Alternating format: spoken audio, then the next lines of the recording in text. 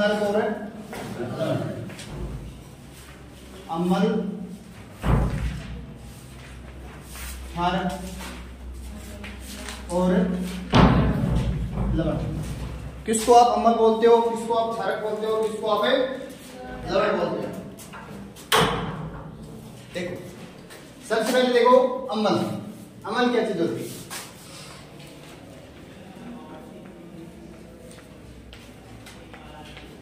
अम्ल क्षारक और लवण। अम्ल को इंग्लिश में क्या बोलते हो आप? एसिड। क्या बोलते हो? एसिड। और एसिड जो शब्द है ना, ये एक लैटिन शब्द है। क्या है? लैटिन। और इसका जो अर्थ होता है वो होता है खट्टा। क्या होता है? खट्टा। बोलने का मतलब ये हो गया आपका कि अम्ल का जो अर्थ होता है वो होता है क्या? खट्टा। ये स्वाद में जो होते हैं ना वो खट्टे होते हैं। क्या होते हैं? स्वाद में खट्टे। एक नंबर विशेषता तो ये हो गई कि जो अम्ल होते हैं, एसिड जो होते हैं वो होते हैं स्वाद में खट्टे। दूसरी तरीके से अगर इसको परिभाषित कर, देखो अम्ल अलग अलग तरीके से अपने आप को परिभाषित करेगा। कोई किसी विशेषता होगी, कोई अलग विशेषता होगी अपनी, ठीक है ना, अलग अलग तरीके से। दूसरी जो ये विशेषता रखता है ना, वो ये रखता है कि ये जल के अंदर या जलीय विलयन के अंदर H प्लस आयन का क्या करता है? त्याग करता है। क्या करता है? H plus ion. जैसे कि मैं बात करूं HCl का, तो इसके अंदर आप देखते हो H प्लस और Cl नेगेटिव। तो ये H प्लस आयन का क्या करता है? त्याग। पहले हमने देखा कि इनका जो स्वाद होता है वो खट्टा होता है, H प्लस आयन क्या करते हैं? ये त्याग करते हैं। दूसरे तरीके से एक और इसको डिफाइन करना चाहे तो ये वाले जो होते हैं ये नीले लिटमस पत्थर को, देखो एक लिटमस पत्थर होता है, उस नीले लिटमस पत्थर को लाल कर देते हैं। क्या कर देते हैं? अनिल नाम याद रखो, ठीक है। अम्ल नीले से लाल, लिटमस को क्या कर देता है? नीले से लाल। फिर इसके अंदर हम एग्जांपल देखें। एग्जांपल देखो HCl जैसे H2SO4, ठीक है, HNO3, ठीक है ना। अब देखो इनके अंदर HCl के अंदर ये वाले H plus Cl negative, H plus अम्ल है। ये H2SO4 पे आपको दिखाई दे रहा होगा, दिखाई दे रहा है ना। इसमें भी H प्लस और SO4 2 नेगेटिव आयन है, इसमें भी हमारे को H प्लस आयन मिल गया। इसके अंदर देखो HNO3, तो इसको भी जब आप तोड़ते हो ना, जल वियोजित करते हो, तो इसमें भी हमारे को क्या मिलता है? H प्लस आयन मिलता है। और इनको अम्ल ही नहीं, इनको पर्पल अम्ल बोलते हैं। क्या बोलते हैं? पर्पल अम्ल का मतलब ये हो गया, ये अच्छी खासी मात्रा में H प्लस आयनों का उत्सर्जन करते हैं, त्याग करते हैं। उत्सर्जन नहीं बोल सकते, त्याग बोल सकते हो, समझ गए? तो ये वाले अच्छी संख्या में H प्लस तैयार करते हैं, इसलिए पर्पल अम्ल बोलते हैं। तो दुर्बल अम्ल भी होंगे। फिर दुर्बल अम्ल का मतलब जैसे CH3COOH, ये कम संख्या में आयन देते हैं। CH3COOH एसिटिक अम्ल बोलते हैं ना, तो CH3COOH ये आपका दुर्बल अम्ल आ जाता है। पूछा जाता है केवल प्रबल अम्ल और दुर्बल अम्ल को बताइए। फिर हो जाता है जैसे कि आपका ऑक्जेलिक अम्ल, ऑक्जेलिक अम्ल, ये ऑक्जेलिक अम्ल भी किस में आता है? आपका दुर्बल अम्ल, ठीक है ना। तो ये दोनों दुर्बल अम्ल और ये दोनों प्रबल अम्ल। दूसरी बात करें, इनके अंदर एक अगर इनको डिवाइड करें तो सांद्र अम्ल और आपका तनु अम्ल, ये नाम सुने होंगे आपने, है ना। सांद्र अम्ल किसको बोलते हो और तनु अम्ल किसको बोलते हो? सांद्र का मतलब ये होता है शानदार। सांद्र का मतलब शानदार, मतलब कहने का इसके अंदर अम्ल की मात्रा क्या होगी? ज्यादा। अम्ल की मात्रा क्या होगी? ज्यादा। और जल क्या होगा? कम। जल वो कम मिलेगा आपको और अम्ल क्या मिलेगा? ज्यादा। वो कौन सा अम्ल होगा? आपका सांद्र, बढ़िया वाला, ठीक है ना। बात करें तनु की, तो तनु के अंदर मिलावट, पानी की मात्रा क्या होगी? ज्यादा होगी और अम्ल क्या होगा? कम। ये चीज कौन सी होती है आपकी? तो इस तरीके से आप अम्ल को इतनी डेफिनेशन के अंदर, इतनी विशेषताओं के अंदर वर्गीकृत कर लेते हो अपनी बुक के हिसाब से, ठीक है ना। पहला स्वाद में इकट्ठे होते हैं, H प्लस आयन क्या करते हैं? रिलेटिव को लाल कर देते हैं।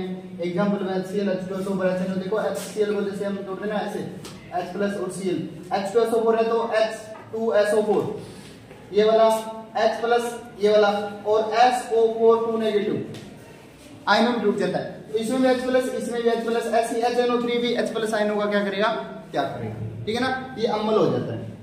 आगे देखें तो क्षारक, बेस बोलते हैं उसको, ठीक है। क्षारक क्या चीज होती है, क्षारक का मतलब देखो ऊपर वाले के हिसाब से देखो, वो स्वाद में खट्टे थे ना, ये स्वाद में क्या होते हैं, कड़वे, क्या होते हैं, कड़वे, और सामान्यतः टच करने पर साबुन जैसे प्रतीत होते हैं। कैसे प्रतीत होते हैं, साबुन जैसे। बात करें जल के अंदर OH आयनों का त्याग करते हैं, कौन से आयनों का, OH। ये नीले लिटमस को लाल कर रहे थे तो ये लाल को नीला कर देते हैं, लाल को नीला, समझे। एग्जाम्पल के अंदर समझे तो वही अब ये दुर्बल क्षार और प्रबल क्षार के हिसाब से डिवाइड होगा ये भी। तो प्रबल क्षार को नाम क्या दोगे, देखो प्रबल क्षार का मतलब ज्यादा संख्या में OH आयन कौन सा देंगे, जैसे कि बात करें NaOH, KOH, ठीक है, एक CaOH2, calcium hydroxide, potassium hydroxide और सोडियम हाइड्रोक्साइड, ये आपके प्रबल क्षारक की तरह से काम करेंगे। कैसे काम करेंगे, मतलब ये वाले देखो जल में पूर्ण तरीके से वियोजित हो जाते हैं, NaOH, KOH और CaOH2 दोनों। फिर इसके अंदर दुर्बल भी आ जाता है आपका, दुर्बल क्षारक। दुर्बल क्षारक के अंदर देखो, जैसे मैं बात करूं NH4OH, अमोनियम हाइड्रोक्साइड, तो ये दुर्बल क्षारक के अंदर शामिल करते। पूछ लिया जाता है कई बार दुर्बल क्षारक का नाम बताइए या फिर दुर्बल क्षारक का उदाहरण बताइए, इस तरीके से। ये आपके अम्ल और क्षारक जैसे। एक देखा आपने क्षारक नाम सुना होगा और एक आपने क्षार नाम सुना होगा, सुना। तो क्षार और क्षारक में अंतर क्या है, ये वाला क्षार और ये क्षार, ये चीज, इनमें अंतर होता है, एक चीज नहीं होती है, ठीक है ना। तो देखो जल में जो घुलनशील क्षारक होते हैं, जल में जब घुलनशील हो जाते हैं कौन है, क्षारक, तो वो बन जाते हैं क्षार। क्या बन जाते हैं, क्षार। जैसे बात करें KOH ले लिया मैंने, और ये एक के माध्यम में जलीय विलयन के अंदर है, किसमें है, जलीय विलयन के अंदर, तो ये कौन सा हो जाएगा आपका, क्षार हो जाएगा। कौन सा हो जाएगा, क्षार। और वरना अब ये जो पड़ा है NH4OH, KOH, ये वाले क्या हो जाएंगे आपके, क्षार। क्या हो जाएंगे, क्षार।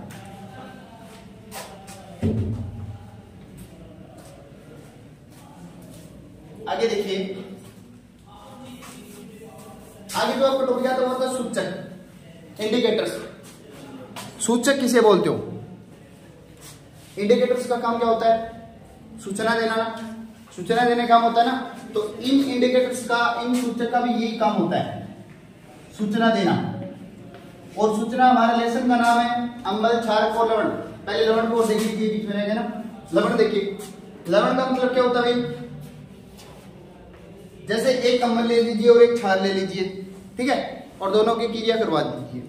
अम्ल और क्षार जब टच हो गए, जैसे कि मान लीजिए आपने एक तरफ HCl ले लिया और एक तरफ NaOH ले लिया, एक अम्ल और एक क्षार जब आपस में क्रिया करेंगे तो लवण और जल का निर्माण करेंगे। किसका निर्माण करेंगे, और यही जो आगे निर्माण होता है लवण। लवण का मतलब ये हो गया, इसकी प्रकृति उदासीन होती है। कैसी प्रकृति होती है, उदासीन। pH मान जो होता है इसका 7 होता है, बीच का मध्य का, ठीक है ना, उसको क्या बोलते हो आप, लवण। उदाहरण में NaCl, KCl, ये चीज आप लिख सकते हो। सूचक पे आ जाओ। सूचक का मतलब इंडिकेटर। देखो मान लीजिए सूचक आप किसी चीज में डाल दिया, अम्लीय है कोई चीज, और उसमें आपने सूचक डाल दिया, या कोई क्षारीय चीज है उसमें आपने सूचक डाल दिया, ठीक है ना। अब हमारे को वो सूचक डालने पर पता चला कि ये चीज अम्लीय है और ये चीज वास्तव में क्या है, क्षारीय। किससे पता चल रहा है, सूचक से। तो वो चीज कहलाती है इंडिकेटर, सूचक। भाई हमारे को अम्लीय है या नहीं उसका पता लगाने वाला, या क्षारीय है या नहीं उसका पता लगाने वाला, क्या चीज कहलाती है आपकी, सूचक से। अर्थात अम्ल और क्षारक, अम्ल और क्षारक की उपस्थिति का पता लगाने वाले चीज क्या कहलाते हैं, आपके सूचक कहलाते हैं। क्या कहलाते हैं, सूचक। देखो कौन कौन से होते हैं सूचक, क्या मतलब होता है सूचक का है, सूचना देने वाले इंडिकेटर, सूचना देने वाले। सूचना किसकी देंगे, लेसन का नाम अम्ल, क्षारक और लवण है, तो तो अम्ल और क्षार की देंगे सूचना और किसकी देंगे, है ना। तो देखो सबसे पहले देखें जो सूचक होते हैं आपके,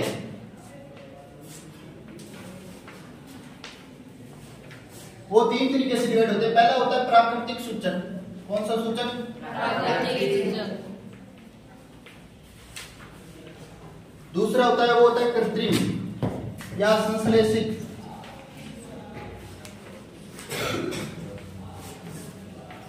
और तीसरा होता है वो होता है गंधीय सूचक। क्या होता है? गंधीय सूचक। गंधीय सूचक। प्राकृतिक सूचक हमारे प्रकृति से प्राप्त होते हैं। कहां से प्राप्त होते हैं? प्रकृति से। और प्रकृति के अंदर सामान्यतः पौधों से प्राप्त किए जाते हैं। कहां से? पौधों से। जैसे बात करें लिटमस की, लिटमस हो गया आपका, ठीक है ना, है लिटमस हो गया, आपके हल्दी हो गया, ठीक है ना।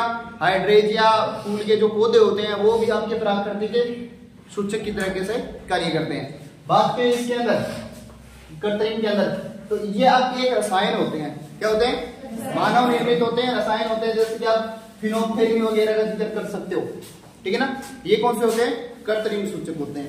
बात करें गंधीय सूचक। गंधीय सूचक देखो नाम से पता चल रहा है गंधीय, ऐसी चीज गंधीय भाई अम्ल है या क्षार है और गंधीय सूचक डाल दिया और उसकी गंध चेंज हो गई। गंधीय सूचक में क्या हो जाती है? वो सूचक की गंध चेंज हो जाती है, सुगंध चेंज हो जाती है। समझिए, सूंघने पर हमारे को जो गंध पहले थी वो नहीं आती, दूसरी गंध आती है, तो उसको क्या बोलते हैं आप? गंधीय। जैसे कि प्याज, ठीक है, या लौंग का तेल, ठीक है ना, वेनिला वगैरह, ठीक है ना। ये सारे के सारे किसमें शामिल करोगे आप? गंधीय सूचक।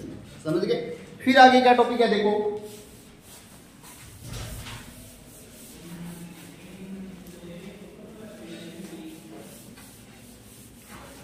अब कुछ रिएक्शन देख लेते हैं हम, किनके साथ में रिएक्शन कंप्लीट करवाई जाती है वो। हाँ देखो,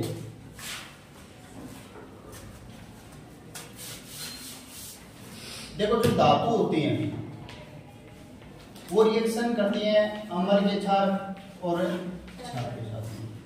अम्ल और क्षार के साथ धातु होती है वो अम्ल और क्षार के साथ में, दोनों के साथ में रिएक्शन करती हैं और रिएक्शन करके प्रोडक्ट जो बनाती हैं वो क्या क्या बनाती हैं।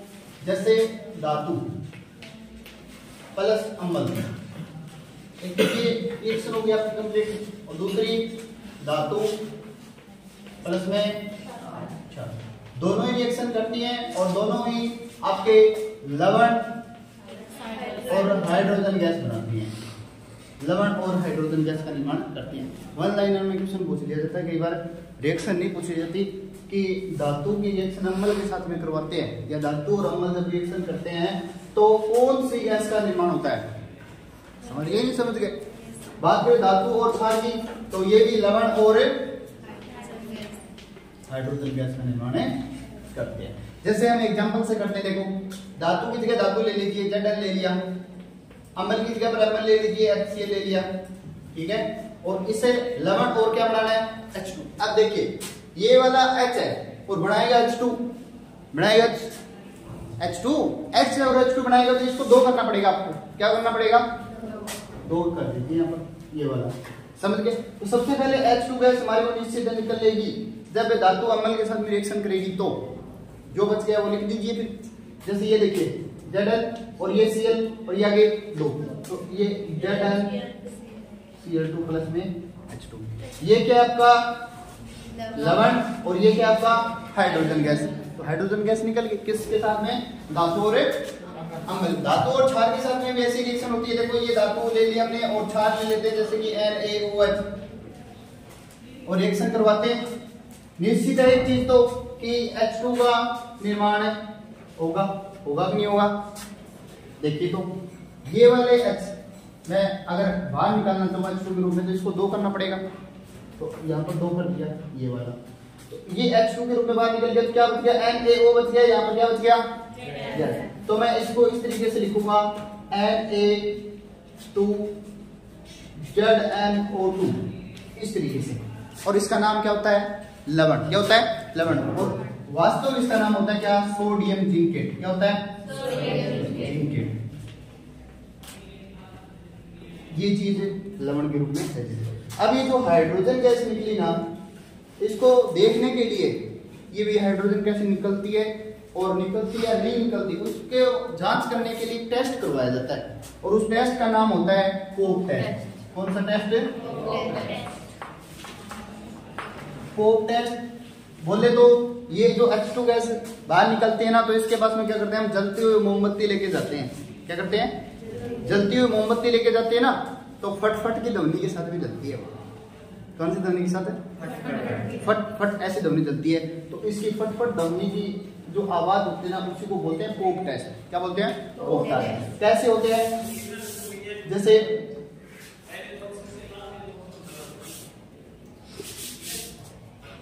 ये मान लीजिए आपके परखंडी है, ठीक है, और इसमें आपने इसको स्टैंड वगैरह से जोड़ रखा है, ठीक है।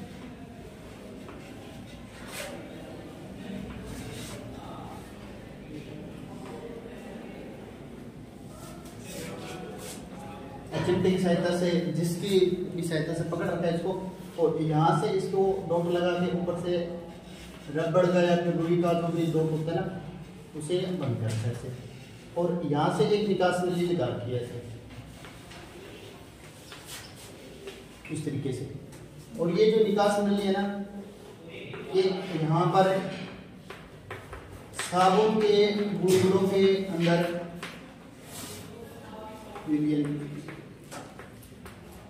खुल रही है ऐसे, इस तरीके से। ये नॉर्मल आपकी किताब में दिया हुआ डायग्राम, लेकिन रिवीजन के टाइम ऐसा ही थोड़ा सा आपको समझाया जाएगा। यहाँ पर मैंने रख दिए जिंक के टुकड़े से, क्या रख दिए, और फिर डाल दिया इसमें क्या, HCl या कोई भी अम्ल डाल दिया, H2SO4 डाल दिया मान लीजिए, ठीक है ना। तो क्या हो गया, एक तो HCl हो गया और साथ में क्या हो गई, धातु हो गई। ये करेंगे रिएक्शन, और रिएक्शन करके यहाँ से निकलेगी गैस, और ये गैस किससे होती हुई साबुन के जली विलीन के अंदर। साबुन या जली विलीन इसलिए लेते हैं क्योंकि ये बुलबुला बना देता है, समझ गए। पानी से बाहर गैस निकले, थोड़ी सी गैस निकले पानी के अंदर, हमारे को दिखाई दे जाएगी कि बुलबुले के रूप में बाहर निकले। ऐसे ही सीधे ओपन कर देंगे ना, तो काफी सारी गैस निकलेगी, तभी पता चलेगा कि गैस बाहर निकल रही है कि नहीं निकल रही, वरना पता नहीं चलेगा। इसलिए इसका साबुन का जली विलीन ले लेते हैं, और कोई काम नहीं है इसका साबुन का जली विलीन का। अब यहाँ पर तो बुलबुले निकलते हैं ऐसे, उसके पास में मोमबत्ती लेके जाते हैं ऐसे, और मोमबत्ती की जो लो होती है वो फट की ध्वनि के साथ में जलती है। हमारे को पता चल जाता है कि फट की ध्वनि के साथ में जल रही है, तो वो H2 गैस है। कौन सी गैस है? तो इस तरीके से H2 गैस का क्या हो जाता है, परीक्षण हो जाता है। पेपर में बहुत बार पूछा जाता है कि H2 गैस का टेस्ट करवाने के लिए कौन सा टेस्ट किया जाता है, पोप टेस्ट। कौन सी ध्वनि जलती है, फट की ध्वनि, समझ गए। किस के साथ में करवाई जाती है, जिंक के टुकड़े अर्थात धातु के टुकड़े, और साथ में क्या, अम्ल, ये चीजें।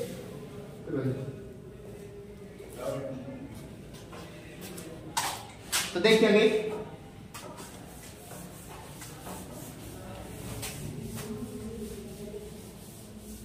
अब करवाते हैं आगे धातु कार्बोनेट की और धातु हाइड्रोजन कार्बोनेट की। यही है ना टॉपिक।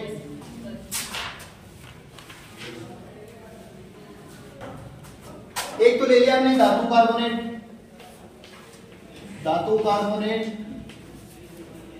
और हाइड्रोजन कार्बोनेट या बाइकार्बोनेट, ठीक है। हाइड्रोजन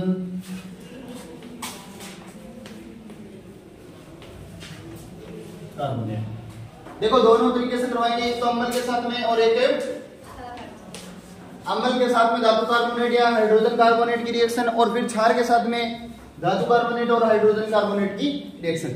अम्ल के साथ में धातु कार्बोनेट हाइड्रोजन कार्बोनेट रिएक्शन करके आपके CO2 का निर्माण करेंगे। एक तो किसका निर्माण करेंगे, CO2 का निर्माण करेंगे, लवण का निर्माण करेंगे और एक जल का।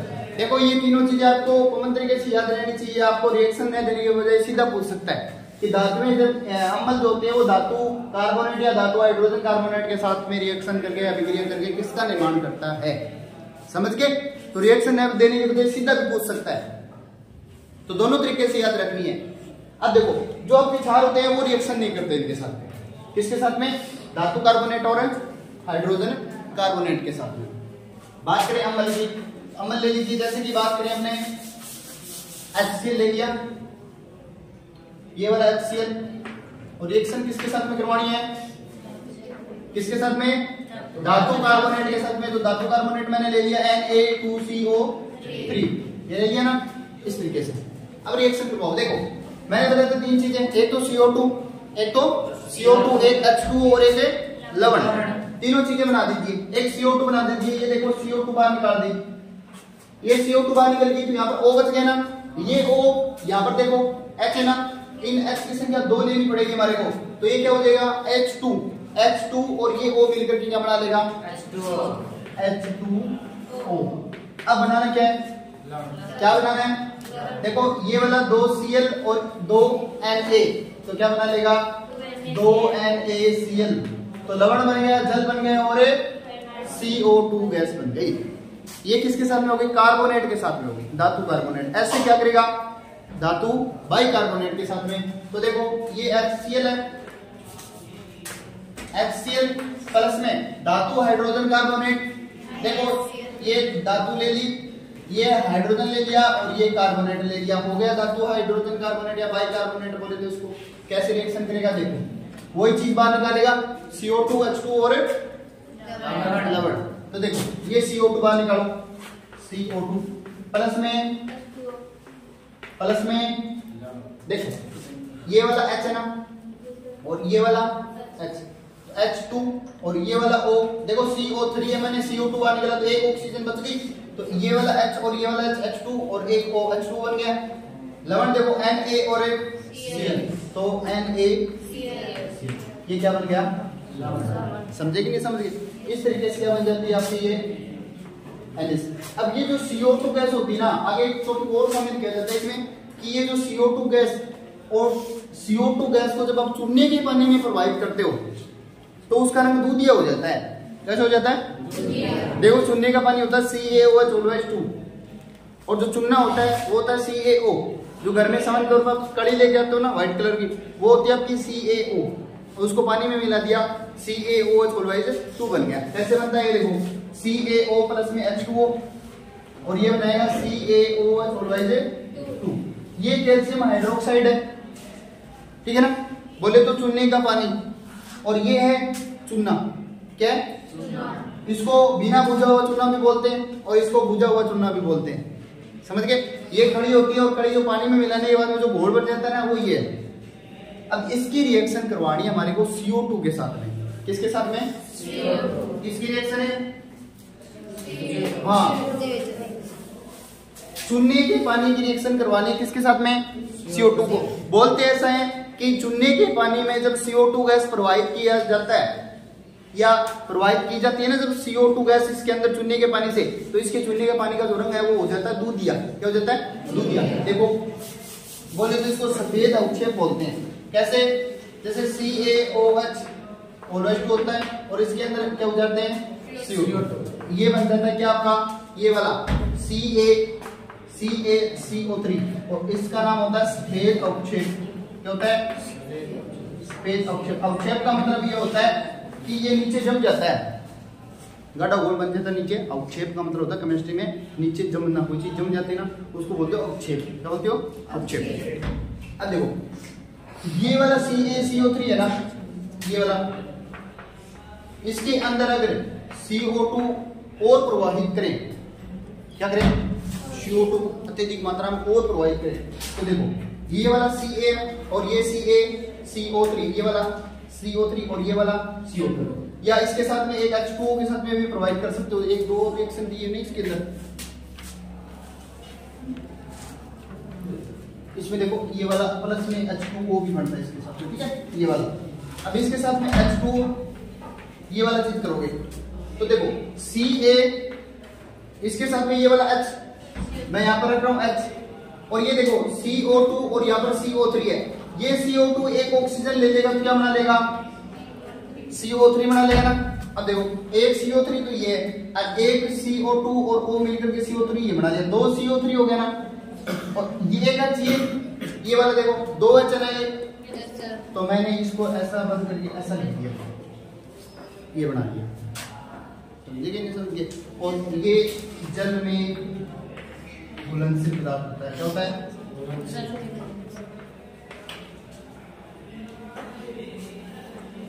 इस तरीके से ये रिएक्शन कर लेते हैं। दोबारा देखिए, HCl अम्ल हाइड्रोजन कार्बोनेट के साथ में, अब CO2 की जो मात्रा बनी ये वाले, इसको जब चुनने के पानी में प्रवाहित किया जाता है तो क्या बनाता है आपका CaCO3 सफेद अवक्षेप। और जब इसके अंदर और CO2 अत्यधिक मात्रा में बोलते हैं, जैसे देखो इसके अंदर पहले से CO2 की मात्रा है, लेकिन फिर हमने अत्यधिक मात्रा में और प्रवाहित की तो हमारे अंदर में घुलनशील पदार्थ बन जाता है। ठीक है, बाकी करते कल।